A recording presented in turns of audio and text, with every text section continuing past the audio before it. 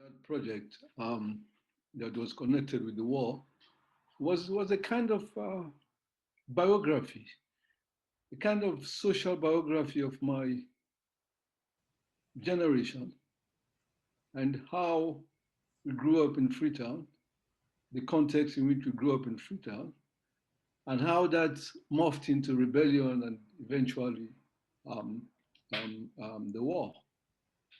Um, this was not something that I'd wanted to do at that point in time because I was trained as a social labor historian.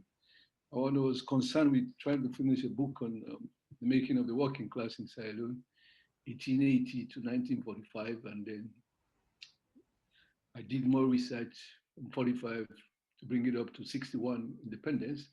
And then the war broke out, and all sorts of stories about what was going on, everywhere I practically, when people were asking, what is happening, what is happening? And then all of a sudden, I decided that maybe this is the time for me to intervene.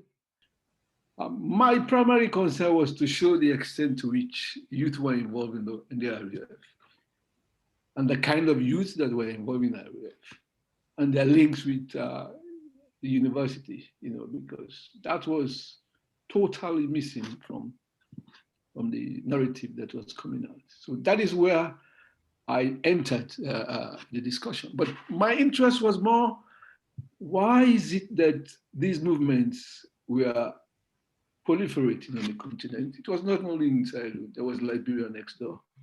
There was the Great Lakes, and to a certain extent, there was in Ethiopia. And to a certain extent to South Africa, Mozambique, I said, look, these are a group of people in post-colonial Africa that have decided to take up arms, to right so-called wrongs. Why are they fundamentally different from the classical guerrilla movement that fought colonialism? So those are the questions that informed that project. And I thought that, first of all, those movements were not the same. Mm-hmm. But the key difference was the fact that the bulk of those who were recruited to fight the Second War were street kids, essentially, marginals, school dropouts, drug addicts, etc. So what people now call the lumpenthesis, not me, they call it that, but I thought that, look, they recruited the bulk of the people from that category. So the movement could not have delivered what it wanted to deliver, liberation.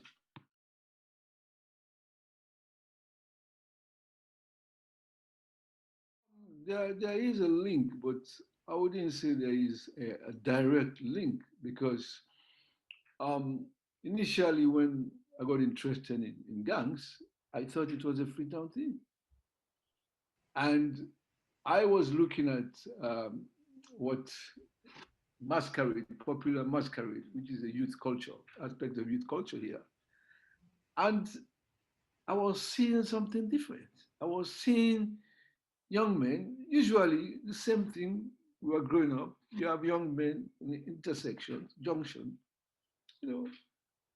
hanging out, smoking dope openly, and behaving in a particular way that gives you a sense of camaraderie amongst them. And then you move from one neighborhood to the other, you see the same, and then you see the graffiti, and then you start asking yourself, what is going on here? And all the iconography of gangs in America, you see them being reproduced in almost every corner. That is what got me interested, not the murder per se. Because later I started linking the criminality with the other aspect, but it was actually their sense of, if you like, territoriality that interested me. Because when you go to a particular place and you listen to them talk and whatnot, and you say, okay, no, I'm going there. You say, oh, what are you going to do there? We have no business with those ones there. And you start asking, what is this about? You are not part of them. You say, no, we are black. They are blue. Oh, here it's a place. Over there, we can't go there. And then you begin to see something that you experienced as a kid in Freetown, but now it has been magnified. It has morphed into a kind of territory that you cannot violate if you are not a member. And then I started asking questions and I got interested and said, no, this is new. But I was intrigued by the fact that after the war, maybe I was looking in the wrong direction because if you examine most of the wars that have taken place in the global south, there is always the gang phase after the war. I mean, whether it's in El Salvador, whether it's in Nicaragua, whether it's in Guatemala, etc., or even Brazil, you find out that there are young people come out with a different, you know, kind of organization, which is self-propelled for their own interests, could be connected with drugs, but not necessarily drugs. And then I looked inside and I couldn't find it. I said, wait a minute, is something wrong here? But I was looking in the wrong direction. They were there all the time, because from the history we've gathered now, it actually started in Central Freetown just around the time they were signing the peace accord. 2000, 2001, they were there, they started, no color, but these were gangsters using the troop outside, music, color came in later, and then the division, fixed territoriality. So that you begin to ask yourself, why is it that their bonding is so strong? And don't forget that there was a group that preceded them, the Rari Boys. And I tried to compare them, I said, no, they are not the same. And interestingly, when you ask them, they vehemently tell you, no, we are not the same, we are different. We are this, we are that, we are that. I said, okay. But then you are the same in the sense that you are deprived. I said, no, we have a project. They never had a project. I said, okay, but your project is not convincing. He said, no, it's because you're not listening to us. If you listen to us, you'll hear us properly. So I started thinking that this is probably new, but it also speaks to other experiences in Nigeria, for example, in Cote d'Ivoire, in neighboring Guinea, so that begin to see the link between marginal youths here who have constituted themselves into gangs and those ones in Nigeria. Because in Nigeria, the movement started from the university, colleges, and moved to the community. Over here, it started in the community. And I was going to point this out to you. Recently, I have been noticing that we have neglected the schools. There's something really important happening in schools that we did not take into consideration. So that's in Salone, you're seeing or you're hearing that the gangs are growing in the schools. Yes. In fact, some are even claiming that that is the source. I'm still contesting that. But it's an angle that is worth examining. So all of this, all of this is really new information, and we've both been doing this joint research on this topic to actually find out a lot of stuff that really just isn't out there, that a lot of people don't know the answers to, in terms of, who the gangsters are, where they are, how big the challenges in the country. And you mentioned this, maybe we were looking in the wrong place after the war. And it was the same for me. I was working with ex-combatants, and I wasn't looking for gangs, and I didn't notice the growth of gangs initially, like other researchers too. Do you think that was because they are to some extent, or were to some extent, trying to be invisible? Or is it more about the fact that we were too focused on the war? And this is a problem perhaps broadly in Sierra Leone and other countries, that all of the attention goes on the war, on war actors, and we'd actually ignored the younger generations coming through because of that focus. Yeah, I think so. It was the fixation of the war and the fact that people thought if there was going to be anything, it was going to come from the ex-combatants.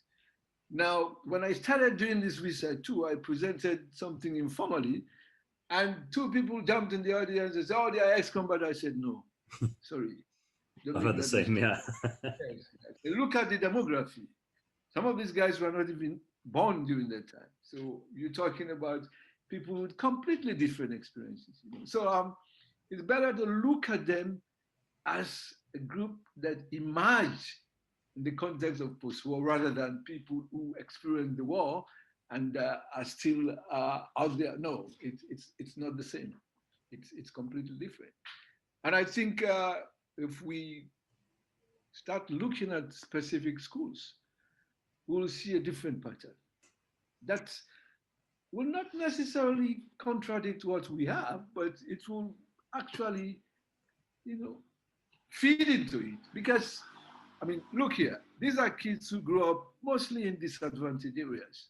They have to negotiate the neighborhood context, and they have to negotiate the school arena. Now, how do they negotiate both spaces?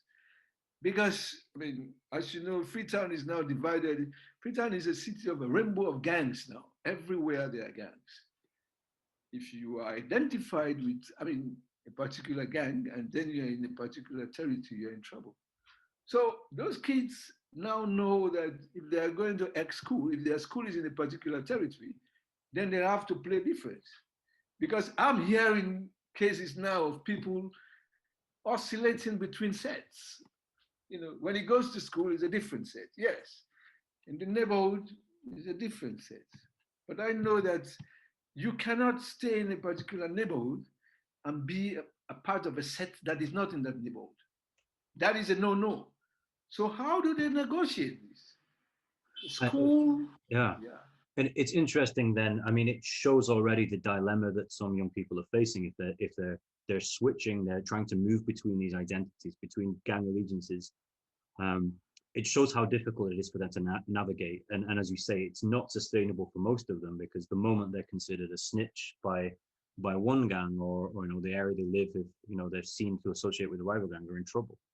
A lot of this stuff, and particularly the role of schools, is very reminiscent of many other cases where the gang problem, if we want to call it that, although I'm not sure the problem is actually gangs, but the rise of gangs is connected to growth in schools, and it's much more advanced.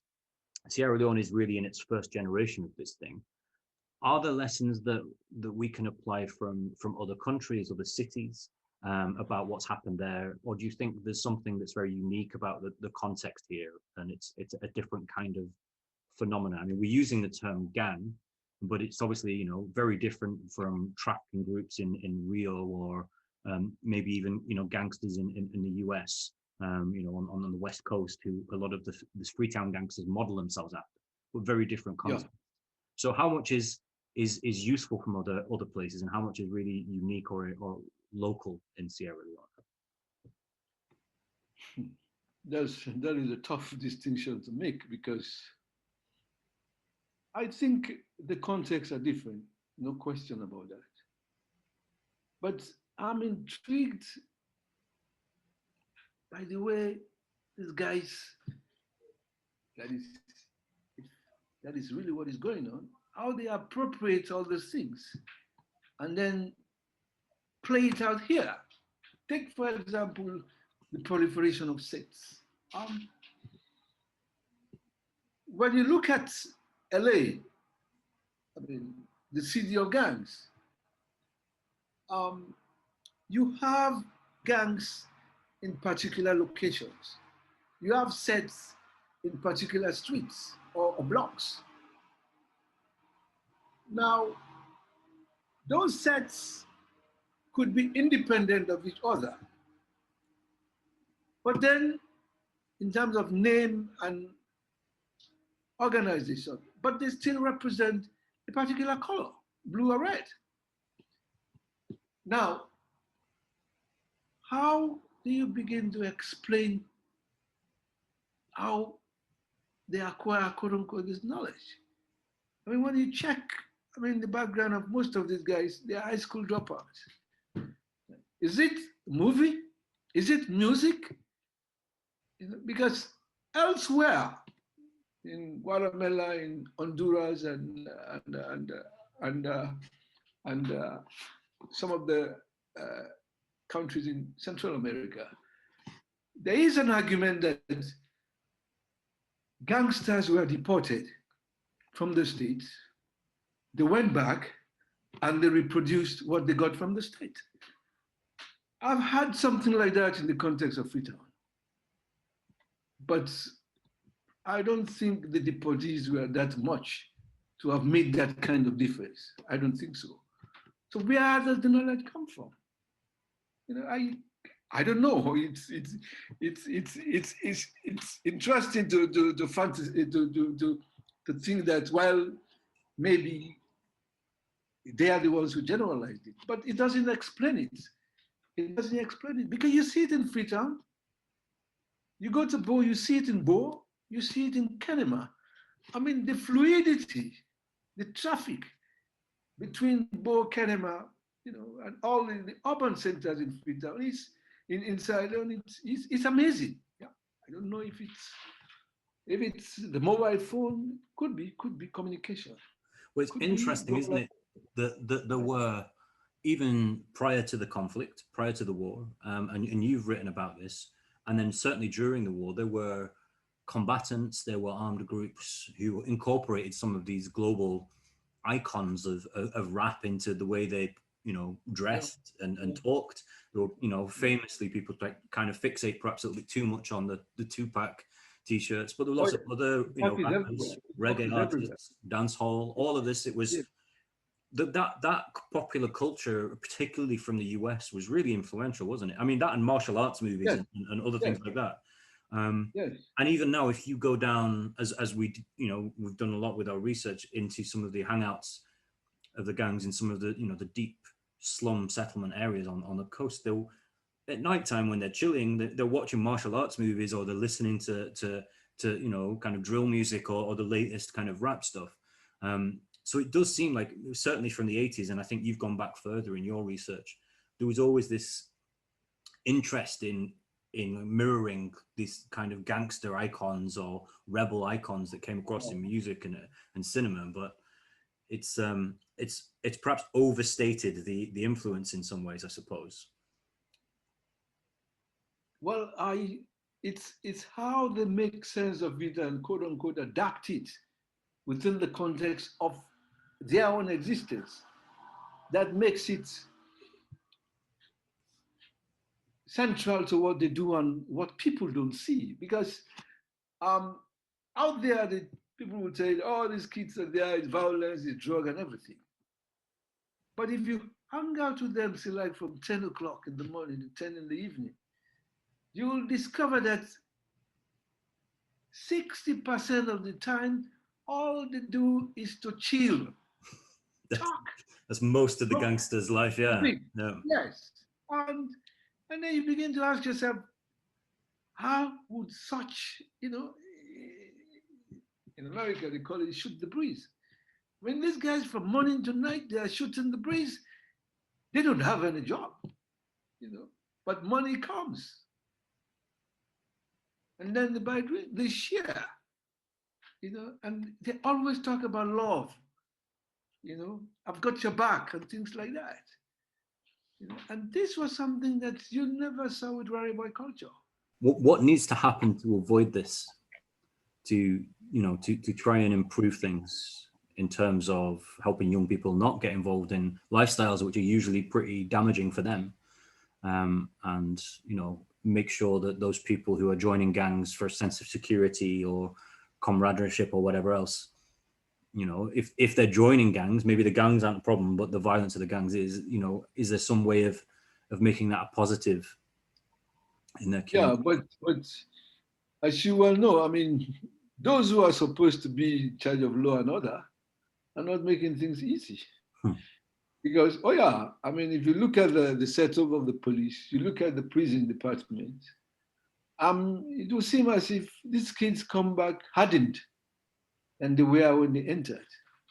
So conditions in prisons are, I mean, we went there, we saw some of it, it's overcrowded.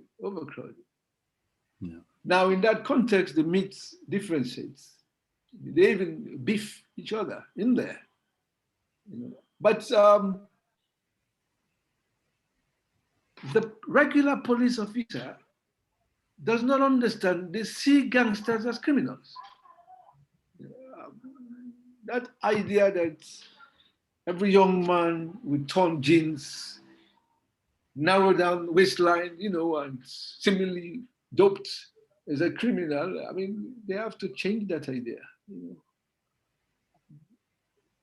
I think the official discourse about gang has to change, first of all. When that changes, then the question of seeing them as fellow citizens will define the pathway that state officials want to think about. But to just push them away and, in fact, there is not enough space in the prison to put them. There is not enough space, yeah. So what do you do with it? What do you do with it? I think another amnesty should not be off the books. I mean, we should talk about it. We should talk about it, but to criminalize gangsters, without actually giving them a second or a third chance, I don't think that's the right way to go. So if you think about the broader challenges then, I know you've been focusing a lot of your current research on Sierra Leone. Do you see this as something that is a challenge across Africa? You've already mentioned some other countries with similar experiences recently and in the past during conflicts. Is there something that African countries might need to be particularly conscious of, particularly given the likelihood that there's going to be rapid urbanization on the continent in the next decade? It's already happening, yes. Exactly, yes. Yeah. Do you think this is something that there's a need for, I don't know how to phrase this, like an understanding of African context in a way that we sometimes run the risk of exporting lessons from a northern context, like from the UK or from the US, and transplanting those? Well, I think we have to start from demography and urbanization.